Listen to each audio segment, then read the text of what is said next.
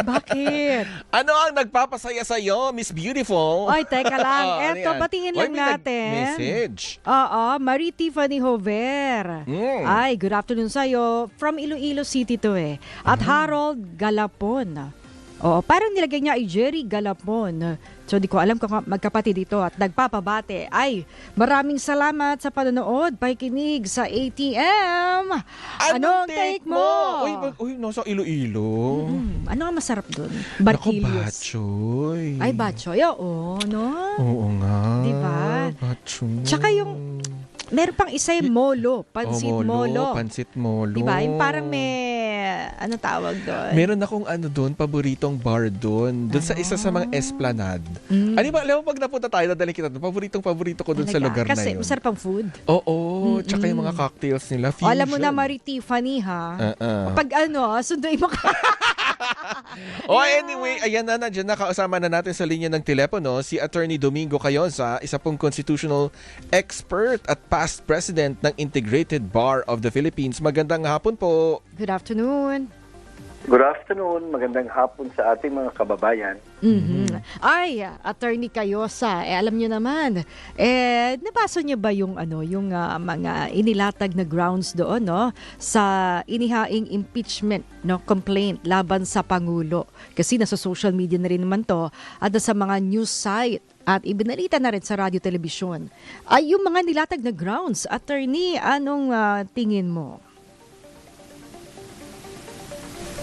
Yung mga binanggit niya na grounds under the Constitution, yung culpable violation of the Constitution, yung graft and corruption, at saka betrayal of public trust, malinaw naman yan sa ating saligan batas. So yan naman, tatlo dun sa anim na pending grounds for impeachment. So yun, kailangan Nako. Mukhang suportahan niya. Anong specific acts ba yon? So, anim din yung sinabi niya di ba? Yung halimbawa, yung pag-utos daw ng presidente na arestuhin si dating Pangulong Duterte. Yun sa aking of course, we don't judge. It's for the Congress to rule on that. Pero sa ating tingin, hindi ho naman impeachable offense yun sapagkat the President, being the Chief Executive Officer, siya ko na trabaho din niya na sumunod o ipatupad yung existing laws ng ating bansa. Meron naman tayong treaty with Interpol, dun din sa Rome Statute, kahit kumalas na noon ng dating Presidente Duterte, pero parin obligation to cooperate ang ating bansa. Pangatlo, meron din tayong local law tungkol sa crimes against humanity. At malinaw dun sa batas na yan, ginawa ng din mismo, na pag merong international tribunal nag-issue ng warrant of arrest for crimes against humanity, option ng gobyerno na isurrender yung kamabayan natin. So, alinsunod naman sa batas yun at saka sa kanyang poder. Yung graft and corruption, depende yan kung meron siyang mga matinding ebidensya na kailangang patunayan mo yan. Yung kanyang failure to veto daw yung mga questionable provisions ng budget. Policy decision kasi yan. It cannot, yung differences in policy decision, hindi ho yan yung impeachable offense na nakasaad sa ating Constitution. Yung kanyang pagiging drug addict daw, ay nagbabase lang siya dun sa sinasabi ng isang senadora at mga bali-balita. But kailangan ipakita niya na totoo yan, merong direct evidence. At yung anumang addiction na yan, kung totoo, is impeding the capacity of the president to lead as a president. So medyo, medyo mahirap. Hindi ho naman lahat ng mga pagkakamali. Yung negligence, halimbawa, negligent daw siya, o kaya tatanga-tanga, hindi niya binito lahat yung mga questionable. Yung anim na grounds, kailangan intentional. It cannot be by negligence. So again, negligence does not rise to the category of an impeachable office. Kasi jurisprudence says the impeachable offense should be intentional. Hindi ho yung negligence. So yun ho ang ating mga unang napuna.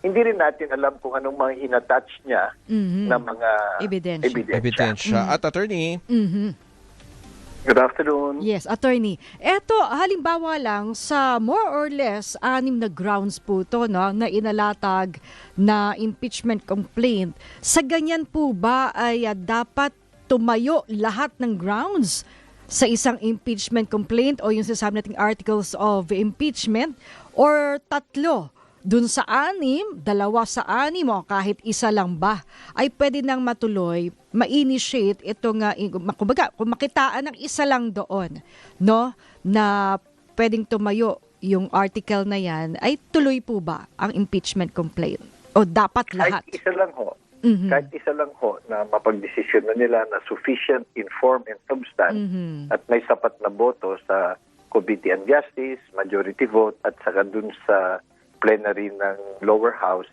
1/3 vote, tuloy na ho yan. Ipapasa na sa Senado. Attorney Cayosa, ano po kaya yung magiging epekto dito sa inihaing impeachment complaint laban sa Pangulo? Doon naman po sa naging pagpapasya ng Korte Suprema doon sa impeachment complaint laban kay VP Sara, kasi may mga desisyon, may parte ng desisyon kaugnay doon sa mode of transmission. Dito po ba sa impeachment complaint laban kay sa Pangulo, may epekto rin yung desisyon na yon ng Korte Suprema?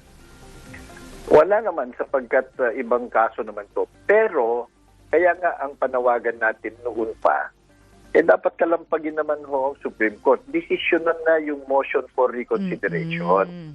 Kasi nga, yung desisyon ng Korte na yan is highly questionable. Halos lahat ng dalubhasa sa batas, inuligsa yan kasi nga may mali-mali. Pati yung factual statement of mga facts, yung mga objective facts, tila nagkamali pa sila. So, dapat yan, at ang isang puna din, napakasimple yung provision ng Constitution, dinagdagan nila kung ano-ano pa. So, ngayon, since hindi pa final yan, may MR, so hindi ngayon malaman ng mga kongresista, ano ba, paninindigan ba nila yung question na kamalian ng decision nila o babaguhin nila? Hindi nila alam. So, in limbo sila. Kasi, regardless of what the decision is, makakatulong sana yan kasi madali lang naman mag-comply, maiga-guide yung gagawin ng mga kongresista at ng Senado. So yun ang nating service kung hindi nila dinidesisyonan sa lalong madaling panahon yung motion for reconsideration. Bitin diba? So sa ngayon, ang maaaring gawin ng mababang kapulungan, di sundin yung malinaw na provision ng Constitution. If they want to be more careful, di sige, dagdag na rin natin yung ibang pinagdadagdag ng mga Supreme Court kahit wala sana. So, that can be the attitude. Or pwede rin, sundin na lang natin ang Constitution, bahala na kung question ulit. Kasi nga, wala pang finality. Kaya ang panawagan dapat dito, kasama kayo, pag-iusapan no, kaya we demand of the Supreme Court to resolve the MR one way or the other. Partner, may tanong ka pa ba? Oo, attorney Cayosa, eto halimbawa lang, no, kasi may namumuo rin daw na impeachment complaint na ipa-file ang Makabayan Block. Pero di ba dapat ay hindi ma-initiate yung unang impeachment na ipa-file laban sa Pangulo? Hindi na magagamit dahil isang impeachment complaint lang, no, o proceeding sa 1 taon ang maaari. So, parang tingin nyo ay paano mangyayari kaya yun kung sakaling mag-file pa ulit ang Makabayan Block? Yung kung may magpa-file pa ulit, are you saying yung Makabayan Block yung magpa-file against the President? Oo, kasi sa mga news report, yes. Kung meron, i-consolidate na nila. Isabay nila dinggin yan, tapos i-consolidate nila, i-refer sa plenary, or i-dismiss nila yung pareho, o i-dismiss yung isa yung ibang charges, idala sa... So, pwede ho yun. Wala ho namang prohibition ang Constitution na magkakasunod o kaya magkakasabay yung mga impeachment complaint. It is now for the Committee on Justice and the plenary ng House of Representatives to decide kung i-consolidate ba nila o i-dismiss o kaya yung iba o pipiliin lang yung mabigat at karapat-dapat at may suportang ebidensya. So yun, call nila yun. Separate naman ang kanilang pagtingin dun sa sinasabi din ng Makabayan Black na magre-refile sila ng impeachment case laban sa Vice President after February 6.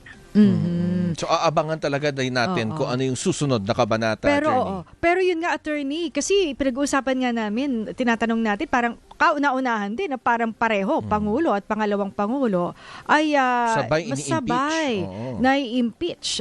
Tingin nyo, kakayanin ba to ng Justice Committee na sabay na magdesisyon dito? At yun, syempre, yung kanilang pagsusuri doon sa complaint. Well, dapat kakayanin nila sapagkat trabaho naman na yan. At saka kung tignan ho natin, yung mga charges, hindi naman mga bago ito eh. Hindi naman surprise. Matagal nang pinag-uusapan mga ito. At marurong naman dapat yung mga congressmen. So, hindi rin tama yung sinasabi na iba na wala kaming oras yan, hindi importante. Trabaho nila yan eh. Kasi yung impeachment process po, it's a very clear and important mechanism of accountability na nasa Constitution against yung pagpamaya o pagtaksil o pag-abuso nung natataas na opisyal ng gobyerno para matanggal sila. So, they cannot turn their backs. Hindi na rin ho pwede ulit yung ginawa nung nakaraan na dribble. Kasi ang essence ng impeachment, dapat forthright yan, tuloy-tuloy. At matapos one way or the other as soon as possible. So, kakayanin dapat nila sapagkat malinaw na constitutional duty yan. Hindi pwede nilang pagpasapasahan o saka na lang yan. Hindi ho maganda yon para sa atin. Alright. Sige po, marami pong salamat, Attorney Cayosa.